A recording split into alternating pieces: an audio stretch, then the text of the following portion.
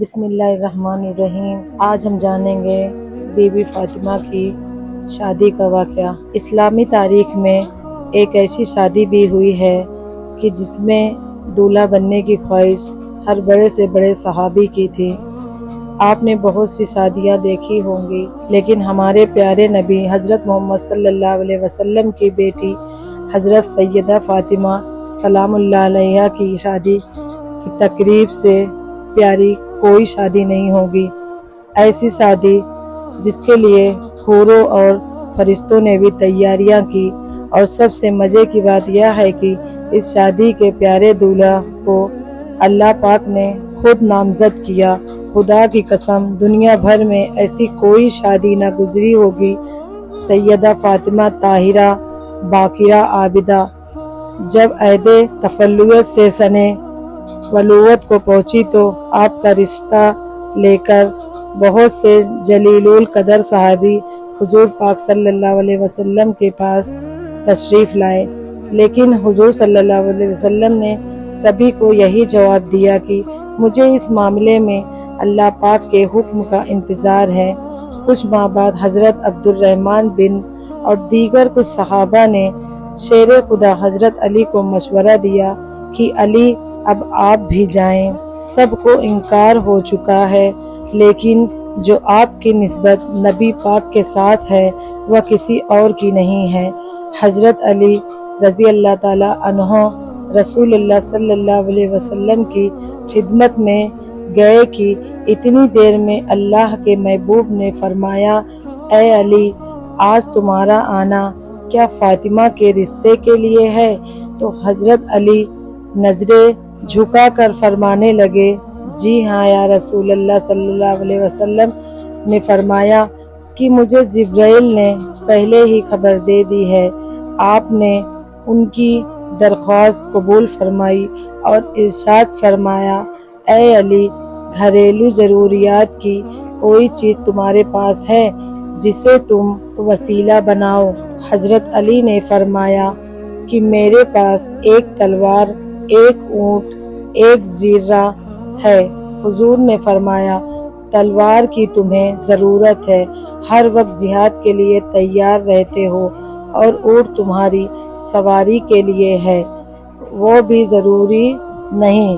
میں میری طرف سے زیرہ پر اتفاق رکھتا ہوں، اور علی تجھے بشارت ہو کہ اللہ تعالیٰ نے تیرا اور فاطمہ کا نکاح آسمان میں باندھ دیا ہے۔ مجھے اللہ تعالیٰ کی طرف سے یہ حکم ہوا ہے کہ میں ابھی سب کے سامنے تمہارا اور فاطمہ کا نکاح پڑھا دوں۔ اس طرح رسول اللہ صلی اللہ علیہ وسلم نے حضرت علی کا نکاح پڑھا دیا۔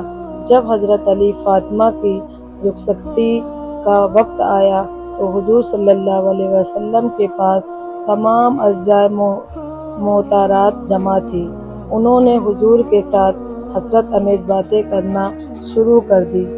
حضرت ام سلمہ رضی اللہ تعالی عنہا نے حضرت خدیجہ رضی اللہ تعالی عنہا کا ذکر کیا اور فرمانے لگی کہ خدیجہ اگر آج زندہ ہوتی تو فاطمہ کے متعلق ہمیں کوئی پریشانی نہ ہوتی اور ہماری آنکھیں روشن ہوتی۔ یہ سن کر حضور صلی اللہ علیہ وسلم کی آنکھوں میں آنسو آ گئے اور فرمایا، خدیجہ جیسا کوئی بھی نہیں۔ اس نے اس وقت میری تصدیق کی کہ جب سب نے تکذیب کی، اپنے سارے مال کو مجھ پر خرچ کیا، اللہ تعالیٰ کے دین کو قبول کیا، یہاں تک کہ میں نے اس کی زندگی میں ہی اسے جنت کی بشارت دی۔ پیغمبر نے ہجرت کے دوسرے سال پہلے ہی ذی الحجہ کے دن حضرت فاطمہ کو سیدنا علی کے گھر بھیجا۔ اس لیے شادی اور نکاح کے درمیان تقریباً 10 مہینے کا فاصلہ تھا۔ شاید نکاح کا سلسلہ جلدی بڑھنے کی وجہ یہ تھی کہ دوسرے رشتے مانگنے والے لوگوں کے لیے جواب واضح ہو جائے، اور شادی کی دیر کرنے کی وجہ یہ تھی کہ فاطمہ جسمانی رشتوں نما کے لحاظ سے بہتر ہو جائے تو انہیں جنت کا جو آقا نامدار مدنی تاجدار رسول جیو وقار دونوں عالم کے مالک مختار صلی اللہ علیہ وسلم نے شہزادی اسلام حضرت بی بی فاطمہ کو دہیج میں جو سامان دیا اس کی فہرست یہ ہے: ایک چادر، بان کی ایک چٹائی، چمڑے کا گدا جس میں روئی کی جگہ کھجور کی چھال بھری ہوئی تھی، ایک جاگل، ایک مگس، 2 چکیاں اور 2 مٹی کے گھڑے۔ حضرت علی حضرت ام ہیمند کے ساتھ حضور کی خدمت میں حاضر ہوئے۔ حضرت علی فرماتے ہیں کہ حضور نے مجھ سے پوچھا، کیا تم جوزہ کے ساتھ رہنا چاہتے ہو؟ میں نے عرض کی، جی ہاں یا رسول اللہ۔ آپ صلی اللہ علیہ وسلم نے ارشاد فرمایا، بڑی محبت و عزت سے انشاءاللہ عز و جل آج رات سے تم اپنی جوزہ کے ساتھ رہا کرو گے۔ رخصتی کی رات حضور اکرم صلی اللہ علیہ وسلم نے اپنے لگتے جگر کو ایک نیا جوڑا عطا فرمایا۔ حضرت سیدنا علی مرتضیٰ حضرت فاطمہ سے محبت بھری گفتگو کرنے لگے، یہاں تک کہ جب رات کا اندھیرا چھا گیا تو وہ رونے لگی۔ حضرت سیدنا علی مرتضیٰ نے پوچھا، اے تمام عورتوں کی سردار، کیا آپ خوش نہیں ہیں کہ میں آپ کا شوہر ہوں اور آپ میری بیوی ہیں؟ کہنے لگی، میں کیوں کر راضی نہ ہوں گی، آپ تو میری رضا بلکہ اس سے بھی بڑھ کر ہیں۔ میں تو اپنی اس حالت و معاملے کے متعلق سوچ رہی ہوں کہ جب میری عمر بیت جائے گی اور مجھے قبر میں داخل کر دیا جائے گا، آج میرا عزت و فخر کے بستر میں داخل ہونا کل قبر میں داخل ہونے کے مانند ہے۔ آج رات ہم اپنے رب کی بارگاہ میں کھڑے ہو کر عبادت کریں گے کہ وہی عبادت کا زیادہ حقدار ہے۔ اس کے بعد وہ دونوں عبادت کی جگہ کھڑے ہو کر رب قدیر عز و جل کی عبادت کرنے لگے۔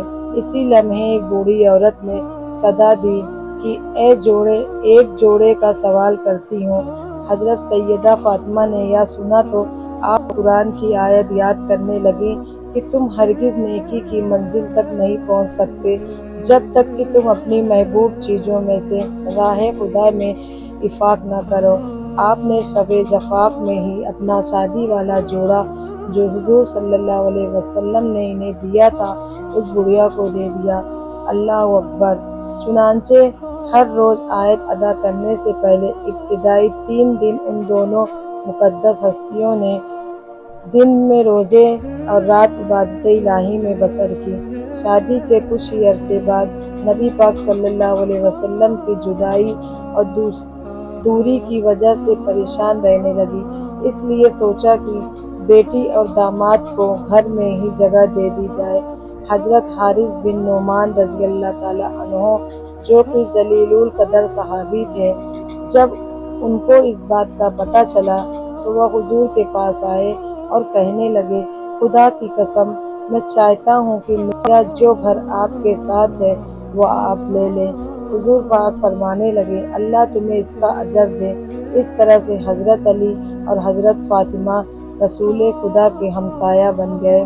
اس ویڈیو کے آخر میں ایک بار درود شریف پڑھنا نہیں بھولیں۔